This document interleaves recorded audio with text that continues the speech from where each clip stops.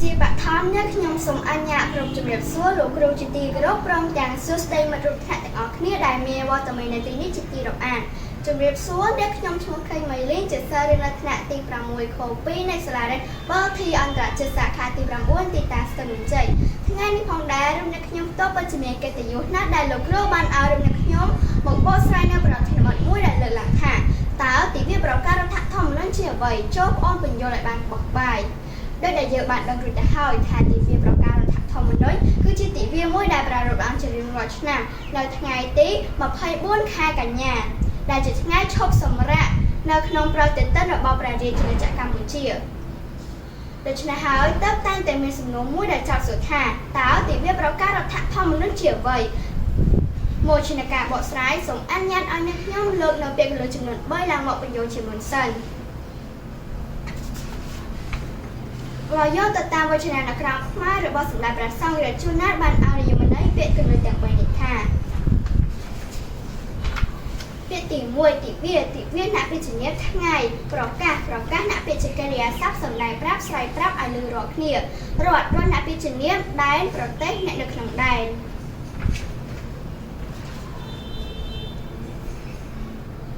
ជាការពិតណាស់នៅព្រះរាជាណាចក្រកម្ពុជារដ្ឋធម្មនុញ្ញគឺជាច្បាប់កំពូលនៅព្រះរាជាណាចក្រកម្ពុជាដែលប្រកាន់របបប្រជាធិបតេយ្យមិនតែប៉ុណ្ណោះឯកសារកិត្តិយសទាំងឡាយនៅក្នុងព្រះរាជាណាចក្រកម្ពុជាគឺត្រូវតែអនុលោមទៅតាមរដ្ឋធម្មនុញ្ញបើពុំនោះទេសតតែច្បាប់និងឯកសារកិត្តិយសទាំងនោះនឹងអធម្មនឹងភាពប្រទេសកម្ពុជាបានបង្កើតរដ្ឋធម្មនុញ្ញលើកដំបូងនៅឆ្នាំ1947រីឯរដ្ឋធម្មនុញ្ញដែលកម្ពុជាកំពុងតែប្រើប្រាស់នាពេលបច្ចុប្បន្ននេះគឺជារដ្ឋធម្មនុញ្ញដែលមានវត្តមាននៅក្រៅសង្គ្រាមដ៏រំលាយជាច្រើនទសវត្សរ៍ត្រូវបានបញ្ចប់ក្នុងជំនួបកិច្ចចរចាស្វែងរកសន្តិភាពទីក្រុងប៉ារីស23តុលាឆ្នាំ1991ហើយព្រះមហាក្សត្រនៃព្រះរាជាណាចក្រកម្ពុជាព្រះបរមរតនកោដ្ឋព្រះវររាជបិតាឯករាជ្យជាតិនរោត្តមសីហនុបានប្រកាសប្រើប្រាស់ជាផ្លូវការចុះព្រះរាជក្រោមនៅថ្ងៃទី24ខែកញ្ញាឆ្នាំ1993ដូច្នេះហើយទើបជារៀងរាល់ឆ្នាំនៅថ្ងៃទី24ខែកញ្ញាគឺជាថ្ងៃដែលគេប្រារព្ធទិវាប្រកាសរដ្ឋធម្មនុញ្ញទិវាប្រកាសរដ្ឋធម្មនុញ្ញនេះមាន16ជំពូកនិង158មាត្រាប្រទេសកម្ពុជាបានប្រើប្រាស់រដ្ឋធម្មនុញ្ញនេះ26ឆ្នាំមកហើយគិតចាប់ពីឆ្នាំ2019នេះនឹងបានធ្វើវិសោធនកម្មចំនួន8លើក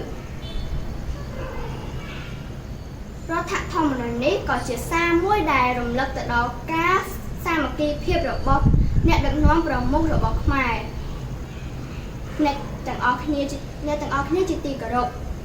ទិវាប្រកាសរដ្ឋធម្មនុញ្ញនេះគឺជាទិវាមួយដែលគេប្រារព្ធឡើងគឺដើម្បីរំលឹកដល់ការមានរបបប្រជានិយមអាស្រ័យរដ្ឋធម្មនុញ្ញហើយប្រកាន់យករបបនយោបាយ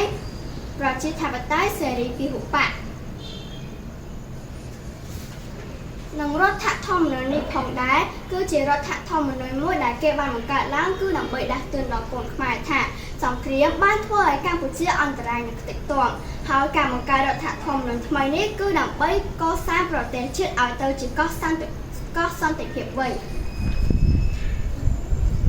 សរុបសេចក្តីខាងលើនេះមករដ្ឋធម្មនុញ្ញគឺជាច្បាប់កំពូលសម្រាប់ព្រះរាជាណាចក្រកម្ពុជាព្រះរាជាណាចក្រកម្ពុជាបានបង្កើតនៅរដ្ឋធម្មនុញ្ញលើកដំបូងនៅឆ្នាំ1947ហើយរដ្ឋធម្មនុញ្ញដែលព្រះរាជាណាចក្រកម្ពុជាកំពុងតែប្រើប្រាស់នាពេលបច្ចុប្បន្ននេះគឺជារដ្ឋធម្មនុញ្ញដែលបានប្រើប្រាស់ជាផ្លូវការនៅថ្ងៃទី24ខែកញ្ញាឆ្នាំ1993ទិវាប្រកាសរដ្ឋធម្មនុញ្ញនេះគឺជាទិវាដែលគេប្រារព្ធឡើងគឺដើម្បីរំលឹកដល់ការមានរបបរាជានិយមអាស្រ័យរដ្ឋធម្មនុញ្ញហើយប្រកាន់យករបបប្រជាធិបតេយ្យសេរីពហុបកនិងដាស់តឿនដល់កូនខ្មែរជំនាន់ក្រោយឲ្យកសាងប្រទេសជាតិឡើងវិញអ្នកទាំងអស់គ្នាជាទីគោរពរដ្ឋធម្មនុញ្ញនេះទៀតសោតក៏ជារដ្ឋធម្មនុញ្ញមួយដែលធ្វើឲ្យប្រជារាស្ត្រមានសិទ្ធិស្មើគ្នាដែលទទួលស្គាល់ដោយអន្តរជាតិមកដល់សព្វថ្ងៃនេះ ទ ជាចុងក្រោយអ្នកខ្ញុំសូមអរគុណអ្នកទាំងអស់គ្នាដែលបានចំណាយពេលដ៏មានតម្លៃមកស្ដាប់ការបកស្រាយប្រធានបទរបស់អ្នកខ្ញុំតាំងពីដើមរហូតដល់ចប់និងឆ្លៀតក្នុងឱកាសនេះផងដែរអ្នកខ្ញុំសូមជូនពរឲ្យអ្នកទាំងអស់គ្នាជួបនៅពុទ្ធពរទាំង4ប្រការគឺអាយុវណ្ណៈសុខៈពលៈកុំបីឃ្លៀងឃ្លាតឡើយសូមអរគុណ